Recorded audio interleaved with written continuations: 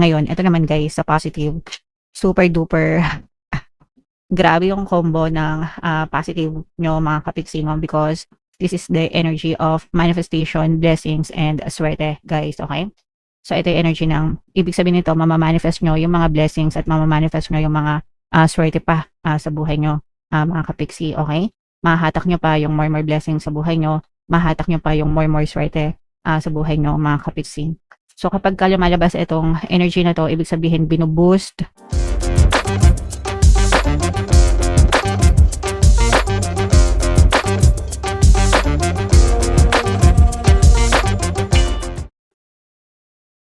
Hello guys, hello Pisces, welcome back to Pinoy Pixie Tarot. Ang pamagat ng episode natin for tonight is full moon kapalaran para ngayong July to August para sa Pisces, Sun, Moon, Rising sign, and Venus. Yung ating full moon guys ngayong July ay sa July 29. Tapos yung next na full moon naman natin ay sa August 28 mga kapiksi. So ang reading na to ay para sa period na yan, and ang pamagat ng ating full moon ay back moon mga kapiksi. So ito yung ating first message or moon message para sa inyo guys. You and your loved ones are safe and you are protected mga kapiksi. Palagi tayong safe and palagi tayong protected guys, okay? So lahat tayo, bawat isa sa atin ay may mga anghel gabay, angel guides, spirit guides. And ang role nila sa buhay natin is, una, gabayan tayo. Kaya nga gabay yung tawag sa kanila. Pangalawa, protektahan tayo. That is why we're always safe and we're always protected. And of course, tulungan tayo sa panahon ng ating mga pangangailangan. So, palagi lang kayong magdasal mga kapiksi. And palagi kayong mag-affirm every day guys na palagi ko affirm, we're always safe, we're always protected, we're always safe, we're always protected, di ba?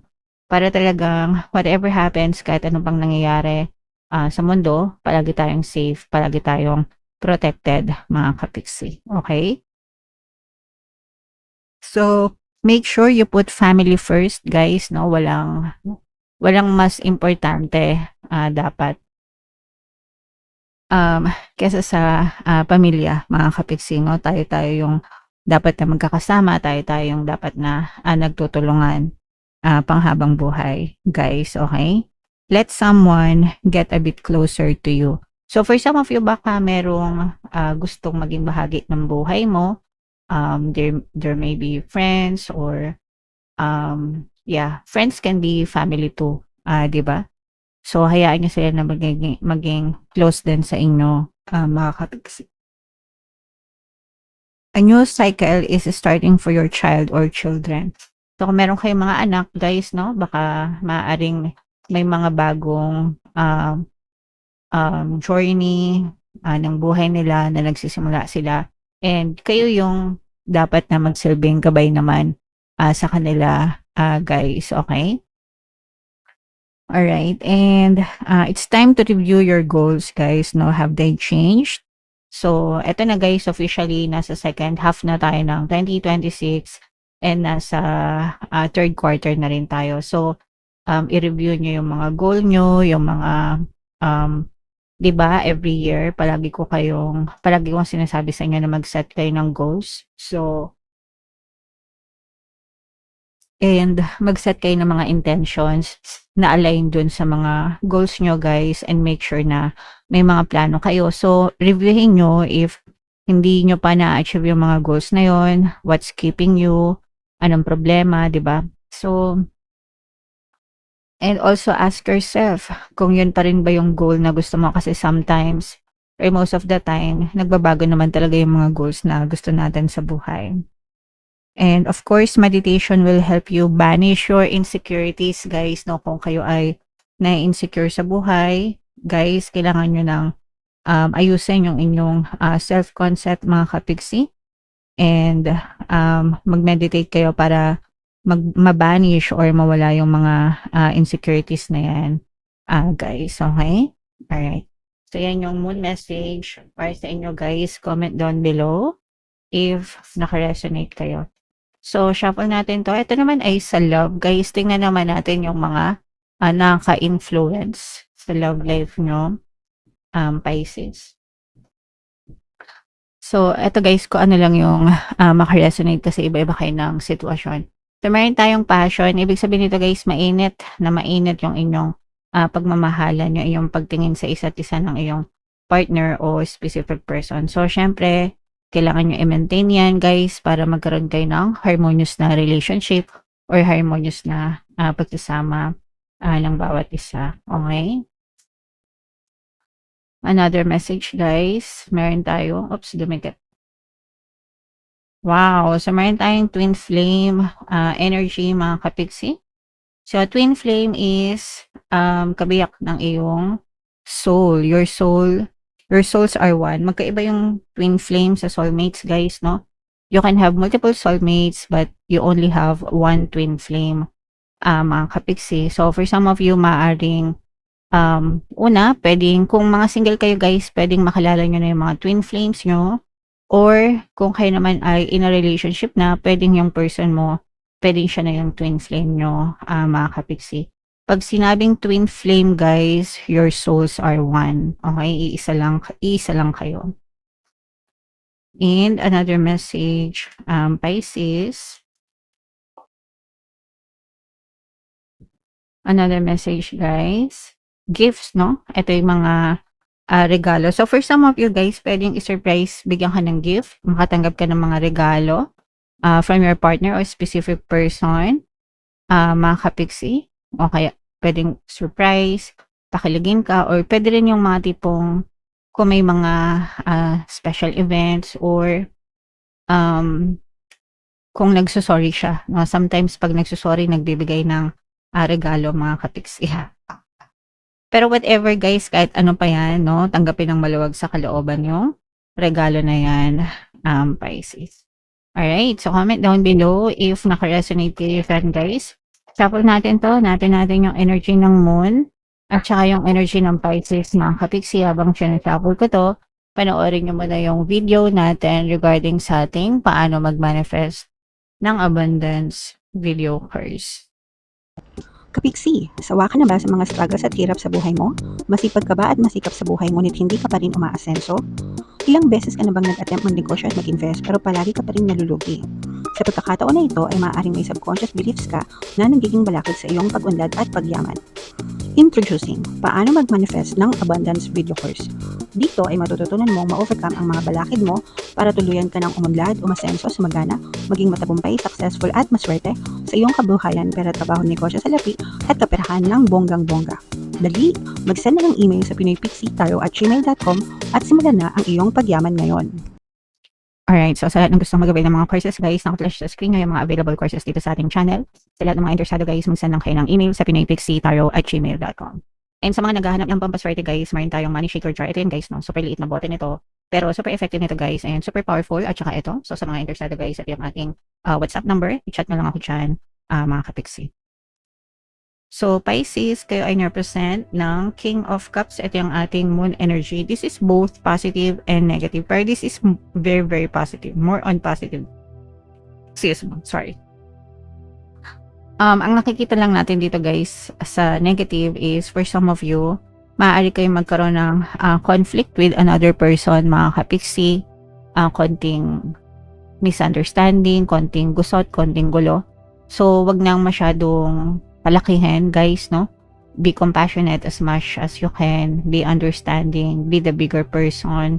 Wag patulan yung mga hindi ka patol-patol. It's a waste of energy mga kapiksi. So you have to protect yourself and protect your energy from those people guys. Okay? So yun yung nakita natin na negative. Ngayon, ito naman guys sa positive. Super duper grabe yung combo ng positive nyo mga kapiksi mo because this is the energy of manifestation, blessings, and swerte guys, okay? So ito yung energy ng, ibig sabihin nito, mamamanifest nyo yung mga blessings at mamamanifest nyo yung mga swerte pa sa buhay nyo mga kapiksi, okay? Mahahatak nyo pa yung more blessings sa buhay nyo, mahahatak nyo pa yung more swerte sa buhay nyo mga kapiksi. So, kapag ka lumalabas itong energy na to, ibig sabihin binuboost, mas malakas yung power, mas malakas yung energy, no? Mas malakas yung energy na to, guys. So, be ready, guys. Ibig sabihin, maging receptive kayo.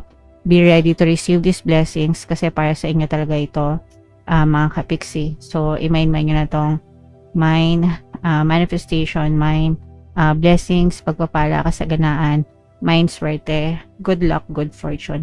And siswertehan talaga kayo, guys, pagdating sa pera because this is abundance of money. Guys, no? Isa pa yan sa mga manifestation nyo.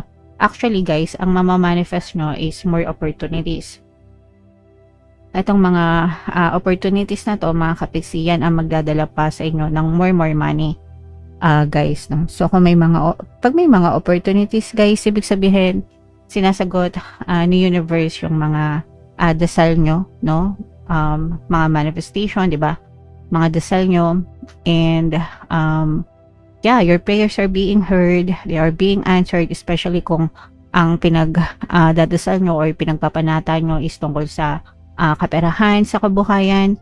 Ganyan kasi talaga nagiging very blessed kayo pagdating sa, at nagiging very masagana kayo pagdating sa kaperahan, guys. Okay? So, i-claim nyo na yan, guys. I-mind nyo na yan. Abundance of money, wealth, riches, mga opportunities, blessings, right? Diba? Sabi ko sa inyo, super grabe. Jam-pack, jam-pack, mga kapiksi, yung inyong combo, no? Out pa, hindi pa natatapos. Guys, okay? So, ito naman, mga kapiksi, kung kayo ay, ito yung paalala, guys, no? Na kung kayo ay feeling nyo minamalas kayo sa buhay, hindi kasi magaganda yung energy. Tapos sasabihin nyo, kapiksi, hindi naman yan nagre-resonate sa akin kasi minamalas ako. Ganyan. So, for some of you, it's probably because of your blocks or pwedeng meron kayong mga pinagbabayaran na karma, mga kapiksi, kasi if you have like a lot of karmic debts, pag sinabing karmic debts, mga kapiksi, utang na karma, bad karma. Imbis na kasaganaan yung ma-experience nyo, kabaligtaran yung na-experience nyo because of the bad intentions na nagawa nyo sa buhay nyo. Pero ito yung pwedeng mabayaran kagaya ng utang, di ba? Pag may utang kayo, nagbabayad kayo. Ganon din sa karma, guys. And para mabayaran nyo yung mga karmic debts nyo, kailangan nyong magkawang gawa, no? Kawang gawa, charity, mga kapiksi. So, magkawang gawa, guys, para mabawas-bawasan yung karmic debts nyo and maging maganda naman yung takbo ng kabuhayan nung iba sa inyo, guys. Okay? Alright.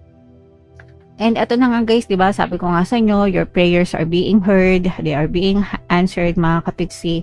Nagmamanifest talaga yung mga dreams nyo. Nagmamanifest yung mga panalangin nyo, guys. And bibigyan kayo ng chance ni universe na sumaya naman, maging masaya this time, and to live the life that you want, mga kapiksi. Yung iba sa inyo, guys, you feel na parang you are being supported, no? Palagi kayong sinusuportahan ng mga tao sa paligid nyo, mga kapiksi. Alright? Okay, so napakaganda, guys. Super jam-packed yung reading nyo. Super jam-packed sa positive energies. Kaya i-claim nyo na yan. Lahat ng magagandang sinabi ko, and comment down below if naka-resonate kayo, mga kapiksi. For more tarot readings, guys, ito yung playlist nyo. Ito naman yung ating success stories ng paano mag-manifest ng abundance video course. Panoorin itong video natin, guys, about money shaker jar. Thank you for liking, sharing, and subscribing. See you next time. I love you all, guys. Have a nice day. Bye-bye.